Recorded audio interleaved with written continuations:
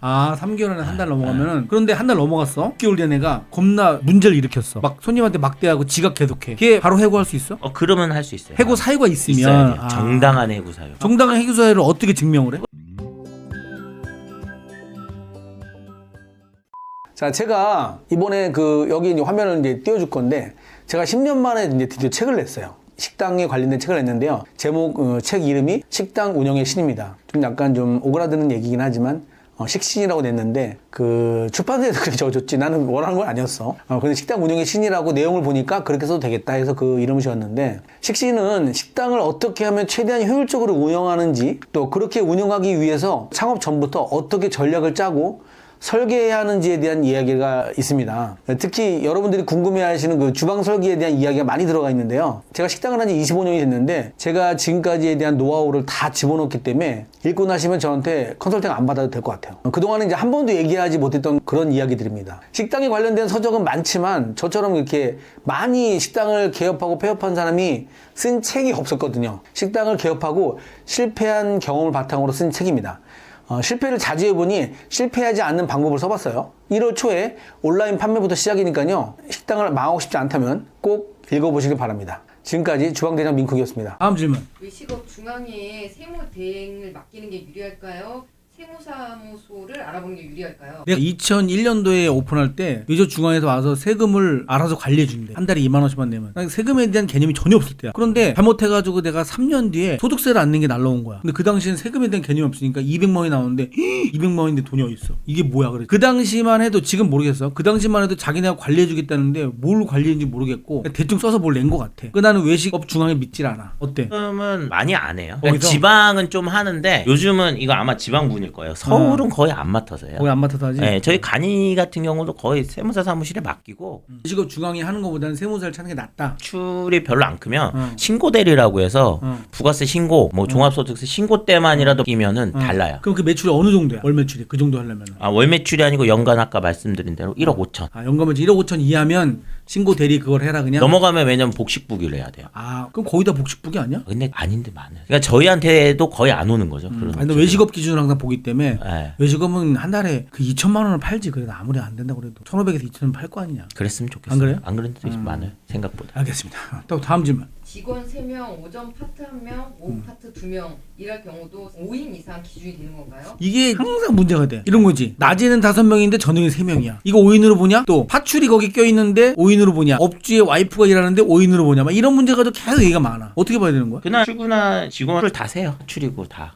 머릿수로 본다? 머릿수로 봐요. 머릿수가 점심때만 5인이어도 5인으로 본다야? 그냥 만약에 여기 직원 3명, 오전 1명, 오후 2명. 그러면 이분은 5인 이상인데 여기서 이슈가 되는 건 뭐냐면은 이게 이제 요일이 중요한 거예요. 요일? 이렇게 6명 나오는 게 바쁜 금토일 이렇게 3일만 이렇게 나와요. 그리고 월요일부터 목요일까지는 직원 3명하고 1명만 해서 4명을 유지해. 그러면은 4인 유지한 날이 더 한 달에 더 많잖아요. 그러면은 5인 미만이에요. 유지한 날을 보는 거구나. 네. 근데 이제 고용노동부에서 만약에 연차를 줬냐 안 줬냐의 싸움에 들어갈 때는 그것도 이렇게 날짜로 보는 거야? 네, 날짜로. 날짜로. 네, 요 날짜로 보는 거고 사실 요 정도 수준에서는 웬만하면 5인 미만으로 가야 거의 된다. 들어가죠. 그리고 실제 이렇게 고용노동부에서 감독 나오잖아요. 그러면 거의 등록된 사람 위주로 봐요. 고용노동부에서는 몰라요. 노동부에서는 여기가 그냥 3명 직원만 있는 줄 알고 뭐 업체 형태도 잘 모르고 그러니까 낮에 브레이크 타임에 많이 오거든요. 그럼 그냥 사장님 있고 직원 2명만 남기고 힘들게 일한다고만 얘기하시면 돼요. 근데 고발할 때는 이제 이 연차 안 줬냐고 싸움할 때는 고용노동부에 고발한 사람이 나는 항상 5명, 6명 이럴 때 이렇게 얘기를 하는 거야. 그쵸. 그 5명, 6명. 그러면 이제 고용노동부에서는 무조건 그렇게 본다고 덤비는 거지. 그 감독관. 그러니까 아까 말씀드린 대로 이제 그렇게 되는 싸움을 거죠. 한다는 거지. 그 부분 싸움, 가지고.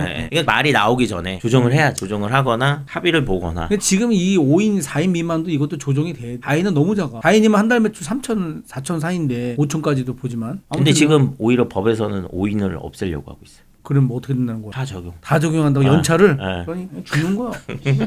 제가 봤을 때는 시간 문제다. 다음 질문. 남편과 함께 사업자를 내려고 합니다. 사업자가 이미 있는 남편과 소득이 전혀 없던 저 중 누구 명의로 사업자 등록증을 내는 게 좋을까요? 세법에서는 절세를 받으려면 분산이라는 게 있어. 명의를 분산할수록 유리하고 유리하다. 기간을 바꿀수록 유리하고. 아까처럼 그랬잖아요. 12월에 할 거 1월에 하면 혜택인 것처럼 그거밖에 없어요. 그거를 조절하는 게 이제 소득세 절세 원리인데. 절세지. 예. 탈세가 아니고. 네, 절세죠. 그러면은 절세지. 뭐 답은 나왔죠. 명의는 분산해라. 해라. 내 걸 해라. 그리고 그리고 내 명의로 최초에 가입하면 간이가세 될 가능성이 높잖아. 그죠? 예. 뭐 강남 지역 아니면 간이 낼 확률도 높고 지역에 따라서는 아까 청년 창업이나 창업 감면도 될 수 있으니까 네. 무조건 최대한 분산해서 하는 게 좋다. 내가 이제 그 컨설팅 가서 얘기하다 보면은 이제 주방 설계를 하러 갔다가 그런 경우들이 되게 많아. 뭐 사업자 냈어요. 냈다고 그러면 누구 명의로 냈냐면 자기 거로 냈대. 그럼 뭐 얘기하다 보면 자기는 또 사업자가 또 원래 있어. 또 양도양수를 받겠대. 간이로 나올 수 있는데도. 그럼 내가 얘기를 해주지. 그러면 그 사람은 최소한 2천만 원 버는 거다. 그지? 네, 호주머니 그거죠. 2천만 원 들어온 거랑 마찬가지인 거야. 맞아. 네. 자, 그럼 다음 질문. 매출이 너무 줄어 연 1억도 되지 않습니다. 거래하던 세무사무소에 기장료를 빼주냐 물어보니 세금 혜택이 있어 기장하는 게 좋다고만 답변하는데 맞는 얘기일까요? 아까 이거 말씀드린 것처럼 때는 기장보다는 신고 대리, 부가세 신고 2번 하고 소득세 신고 때만 해서 유지하는 게 좋으세요. 매달 낼 필요는 없고 저희도 규모가 적으면 오히려 그냥 신고 대리 하라고 해요. 오히려 대신 이제 신고 대리로 가면은 단점은 그거예요. 약간 사장님이 먼저 연락을 해야 돼. 신고 날짜를 잘 알고 그 국세청에서 요즘에 카톡이나 문자 잘 오거든요. 그거 오면은 무조건 그때 물어보면 돼요. 세무사에서 그렇게 해서 관리하시면 됩니다. 자, 그다음. 권리금은 원천징수 8.8%를 제외하고 지급하는 게 맞다고 하는데 현 임차인이 세금 처리를 하지 않으려고 합니다. 권리금의 10% 정도를 더 지급해서라도 영수증을 받는 게 나을까요? 이 권리금이 그전에는 주고받는 게 많은데 지금은 그래도 좀 많이 줄어들었거든. 근데도 권리금에 대한 세금 처리가 내가 옛날에 권리금 이렇게 주고받을 때 거의 안 했었어. 권리금은. 원래는 하는 거죠. 다. 원래는 해야 된다. 네, 원래는 해야 되는데 개인 대 개인이면은 그냥 암묵적으로 안 한 거죠. 암묵적으로. 왜냐면 근데 그거를 기존에 있는 임차인과 들어오는 임차인이 거래했을 때 그거를 세금을 주고받았을 때 유리한 사람이 누구예요? 당연히 유리한 사람은 주고 들어온 사람이죠. 아, 주고 들어온 사람? 네, 주고 들어온 사람은 그걸 비용 처리할 수 있으니까. 들어올 때는 무조건 주고 들어와라. 그렇죠. 비용 처리해라. 네, 나갈 때는 하지 말아라. 그렇죠. 그래서 이제 8.8% 해도 나중에 이 세금은 공제를 받고 영수증이라는 거는 이제 10% 내고 세금 계산서 발급을 받는 건데 우리가 들어가는 입장에서는 당연히 해야죠. 근데 받는 사람 입장에서는 이걸 왜 자꾸 안 하려고 하냐면 이게 다 소득으로 잡혀요. 그러니까 40%가. 이 영상을 보는 사람 중에 들어오는 사람은 부가세 주고 세금 신고하고 만약에 나가는 사람이다 그러면 그 사람은 그냥 쓱 가만히 있어야지 그냥. 근데 저희도 그렇게 얘기해줘요.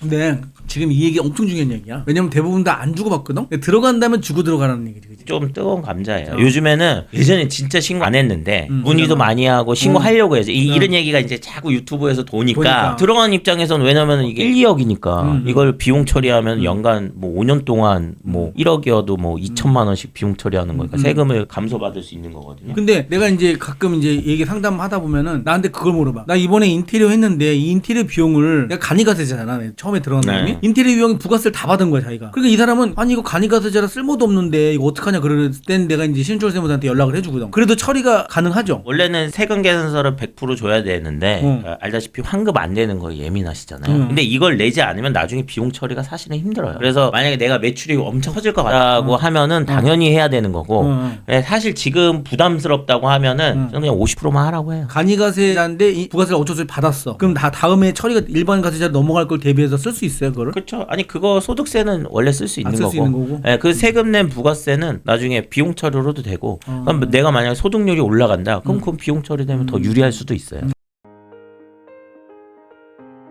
왜 효율적인 주방 설계가 중요한가? 첫 번째는 매출 증대야. 효율적인 주방은 동종 업종의 식당보다 생산 속도가 더 빨라. 효율적인 주방으로 만들면 그만큼 전보다 시간당 매출이 더 증가하는 거지. 다음 질문 주세요. 이거는 아까 했던 질문에 이 세무사님이 답변해 주신 그 부분이긴 한 5인 미만 근로기준법이 이슈가 되고 있는데 5인 미만 근로기준법이 적용되면 어떤 문제가 발생하나요? 노동법에서 중요한 거는 5인이 되냐 안 되냐고 제가 항상 말씀드리잖아요. 5인이 넘어가면 삼성이고 대기업 축하드립니다. 5인이 안 되면은 그나마 이제 법적 보호를 받는데 제가 그거를 이해한 거는 그거예요. 5인 미만일 때 내가 받을 수 있는 뭐 이슈가 될 만한 게 있냐. 우선은 근로계약서를 작성하면 90%의 문제는 없어져요. 5인 미만은 근로계약서가 제일 이슈예요. 이슈예요. 그리고 요즘에 많이 보는 거는 첫 번째 근로계약서, 두 번째 임금명세서. 임금명세서를 교부를 해야 돼요. 이걸 좀 굉장히 중요시 봐요. 5인 미만이든 이상이든. 그거는 필수예요. 그게는. 지은철 세무사는 그 노무와 세무를 같이 하는 거죠? 한 방에. 한 방에. 네. 노무와 세무를 한 방에 지은철 세무사. 외식 전문 세무사. 그리고 마지막으로 하나 더 있죠. 세 개. 우리 또 세 개를 뽑아야지 좋아하니까. 만들었어. 하나는 근로계약서, 두 번째 임금명세서, 세 번째는 해고예고. 해고. 네. 4인 미만도 해고 예고를 해야 되는 거야? 해야 돼요. 근데 예를 들어서 그만두게 하고 싶어. 그러면 너 한 달 안에 그만둬. 이렇게 얘기한다는 거지. 이게 이슈가 많이 돼서 처음에 내가 이 사람을 채용하고 5인 미만은 3개월 이내는 해고 예고를 안 해도 돼요. 수습기간 동안? 시용기간 상관없이 5인 미만은 그냥 인정이 돼요. 아, 3개월 안에도 내보낼 수 있다? 네, 3개월 안에는. 근데 3개월에서 하루라도 넘어가면 한 달의 기간을 줘야 돼요. 아, 3개월 안에 한 달 넘어가면은. 그런데 한 달 넘어갔어? 6개월 된 애가 겁나 문제를 일으켰어. 막 손님한테 막대하고 지각 계속해. 걔 바로 해고할 수 있어? 그러면 할 수 있어요. 해고 사유가 있어야 있으면. 돼요. 정당한 해고 사유. 정당한 해고 사유를 어떻게 증명을 해? 그걸 이제 사업주가 만들어 놔야죠. CCTV를 찍든 아, 문서를 하든 찍고. 녹음을 하든 그거 소명이 중요한 힘들죠. 거니까. 중요하고 그럼 예를 힘들죠. 들어서 걔가 이제 우리 같은 경우에는 이제 막 지각을 자주 하면 심할서 쓰게. 네네. 반성문을. 네네. 그거 상관없는 거지. 심할서는 한 100장 써야 돼요. 아, 100장 있어요. 아, 쉽지 않다. 그래서 대기업을 예를 들어보면 그러니까 책상을 저기 발령을 다른 데로 하는 거예요. 지방으로. 괴롭히는 거야. 우리는 뭐 주방을 따로 해줘야 되나? 아니, 홀서빙 하던 사람을 주방에 설거지 시키면 그거 괜찮은 거야? 그러면 이제 뛰쳐 나가는 거죠. 아, 이 직원이? 그거는 그렇게 이제 하면 내보낼 수 있는 거네? 자기가 나간 거. 그럼 발령할 수 있는 거네, 내가? 발령할 수 있는 알았어. 거죠, 정당하게. 우리 팀장도 조심해. 이거 지금 한 질문에 같은 내용인데요. 최근 들어 장사가 너무 안 된대요. 그래서 인원 충당을 당장 내일이라도 해야 되는데 이것도 똑같이 한 달 전 통보해야 네, 되는 맞습니다. 상황인가요? 이거 안 그래도 저도 봐서 이 얘기 하려고 했는데 저희도 그런 데 많아요. 요즘에 사업 양도나 뭐 양도양수나 뭐 안 된다고 폐업을 하잖아요. 그럼 이거 한 달 전에 무조건 얘기해야 돼요. 아, 폐업을 할 때? 네. 이거를 놓쳐서 고용노동부에 쪼르르 달려가서 신고하는 경우가 많아요. 아, 그럼 돈을 한 달치 한 달치 줘야 돼요. 되는 거구나. 네. 그만둘 때? 네. 이거 뭐 내가 뭐 백화점에 뭐 인테리어 공사 때문에 어쩔 수 그러면 한 달 전에 미리 얘기해야 돼요. 그것도 당시 뜨면. 그래서 그때 문의 오면 빨리 지금이라도 얘기하거나 통보하거나 뭐 카톡을 남기듯. 5인 이상이면 서면으로 해야 되는데 5인 미만은 그냥 카톡도 되거든요. 근데 제일 중요한 거 좋은 거는 서면으로 하는 게 제일 남으니까. 우리는 1월 16일쯤이야. 뭐가요? 미리 지금 한 달. 얘기하는 거야? 지났나? 18일 지났는데. 지났냐? 만약에 이게 하루라도 부족하잖아요. 내가 지금 18일인데 16일, 17일 나 했다. 그러면 다시 한 달치 줘야 돼요. 날짜 잘 세야 돼요. 여유 있게 31일로 하셔야 돼요. 지금 폐업하신 분들 많은데 이걸 잘 들어야겠네. 그러니까 걸고 넘어지면 알바도 걸고 넘어지면 걸리는 거잖아. 그럼요. 한 일주일 전쯤에 야, 우리 일주일 있다 문 닫는다 그랬을 때 알바들은 보통 착하니까 네, 알았어요. 월급 주세요 하는데 걔가 많이 열받아가지고 아니 나 한 달 전에 얘기해 주는 거 아니 걸고 넘어지면 안 된다는 그렇죠. 거지. 네. 알바도 네. 이런 좋은 정보를 듣기 위해서는 우리 주방대장 민쿡을 어떻게 해야 될까? 구독, 좋아요, 좋아요. 알람 설정. 네. 자, 다음 질문. 인원 충당이 안 돼 너무 힘든 매장입니다. 직원이나 알바가 4대 보험을 들지 않겠다고 하는데 이럴 경우는 어떻게 해야 되나요? 4대 보험 가입을 안 해도 괜찮을까요? 그 아직까지도 4대 보험 안 들고 그냥 3.3% 뛰면 안 되냐? 아니면 세금 신고 안 하면 안 되냐? 이런 사람들이 엄청 많잖아. 엄청 많아요. 그럼 어떻게 해야 돼? 어떡하긴요. 4대 보험 해야죠. 4대 보험을 하면은 업주한테 유리해 아니면 직원한테 유리한 거야? 둘 다 유리하다? 저는. 예. 4대 왜냐면은 보험 저희는 사례가 많잖아요. 최근에 3.3%를 식당에서 너무 그러니까 젊은 사장님들은 이게 당연하다고 생각해.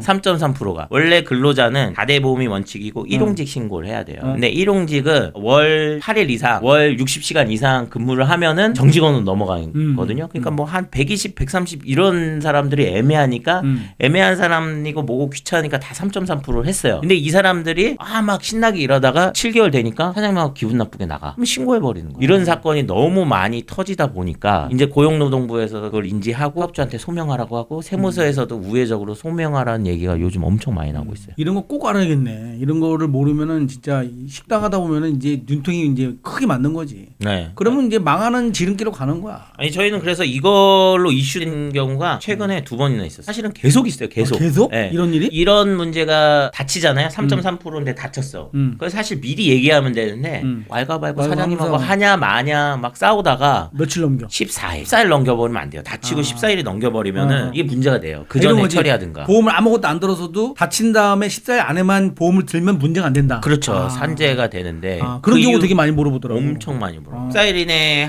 그때 이제 다쳤다고 해야죠. 네. 그래야지 만약 그 전에 했는데 이게 부정으로 하면 또 사업주가 안 돼. 페널티예요. 안 그러니까 되니까. 합의 봐서 해야 돼요. 근데 그 기간까지 넘겨버리면 다 다치잖아요. 그때부터는 누가 등판하냐면 가족이 등판해요. 다친 사람 가족이 등판한다. 어. 그런 순간 할 말이 없는 거예요. 왜냐하면 모든 건 사업주 책임이니까. 아니, 그러니까 이게 나한테 이제 그런 거 물어볼 때가 있단 말이야. 아니 지금 다쳤는데 이거 보험 처리 안 되는데 어떡하냐고. 10살 이내만 얘기하면 보험 가입 된다는 거잖아. 그렇죠. 그죠? 그때 하고 이때부터 사실 입사했다고 이렇게 약간의 작업을 하는 거죠. 얄팍하게. 그래서 그렇게 할 때가 문제가 돼서 그 전 거 소급되고 그런 순간 그분도 돌아가서 그 전에 뭐 실업급여부터 해서 그분은 한 2년 동안 3.3%만 했어요. 심지어 사대보는 아무도 안 했어. 그러니까 2년 치게 2천인가 3천이 이제 소급돼서 나온다고 해서 폐업했어요. 폐업하고 방법이 없어요. 그렇게 되는 경우가 있고 최근에 이제 또 이슈가 된 게 이제 사업주와 싸워서 나가면서 기분 나빠서 분명히 처음에 자기가 부탁하잖아요. 해달라고. 그래서 사업주가 알겠어 해서 3.3%다. 심지어 그 사장님은 3.3%까지 내줬어. 내주니까 나중에 신고할 때는 오히려 그게 급여로 잡혀서. 그렇지. 그게 전체 한 6개월 정도 4대 보험이 400, 500 나왔거든요. 그래서 그거를 사업주가 먼저 다 내야 돼요. 이게 나쁜 놈들이니까 그런 네. 진짜 나쁜 놈들이야. 네. 그렇게 그리고 하면- 그분은 자기가 잘렸잖아요. 실업급여 신청하는 거. 그러니까 그런 짓을 한다니까. 그러니까 이게 처음부터 왁구를 정확히 만들어 놓으면은 근로자들도 그거를 생각을 안 해. 왁구를 만들어 놓으면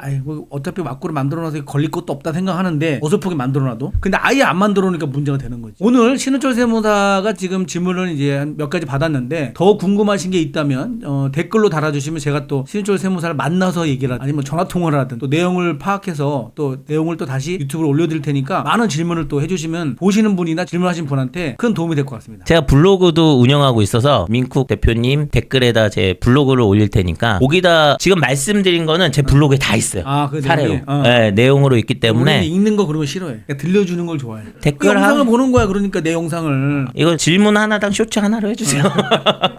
그거 괜찮다. 그러면 거기다 블로그에다 들어가서 거기다 이제 질문해주면 질문해도 답변해주겠다. 되고 아니면은 뭐 민쿡 대표님이 말씀해 주시면 제가 직접 달기도 하고 신은철 세무사는 노무화 세무를 한 방에 해주기 때문에 제가 여기 신은철 세무사 거래를 하고 있는데 제가 이제 그런 거 있어요. 나한테 세무사의 수수료를 물어보면서 신은철 세무사 싸요 그러면 저는 뭐라 그러냐면요. 안 싸요 그래요. 저는 세무사한테 돈을 잘 안 아끼는 편이에요. 왜냐하면 세무사가 돈을 많이 받는다는 건 그 세무사가 작업을 한다는 거예요. 무슨 작업이냐면 절세 작업을 많이 하는 거죠. 그래서 본인들이 거래하고 있는 세무사한테 세무 수수료를 아끼지 마세요. 왜냐하면 소득세에서 이제 부가세는 사실 절세할 게 별로 없어요. 그렇잖아요. 맞습니다. 결국엔 소득세에서 세금을 절세해야 되는데 그러기 위해서는 해당 세무사한테 밥도 좀 사고 가끔 연락도 해서 잘하고 있냐고 격려도 좀 해주고 그 세무 수수료를 아끼지 마. 그게 제가 이제 들을 수 있는 조언이고 그 사람이 좀 못한다 그러면 신은철 세무사한테 뭐 물어볼 게 있으면 물어보세요. 그러면 친절하게 답변해 주니까 친절하게 답변해 주셔야 돼요. 너무 친절해서 문제죠.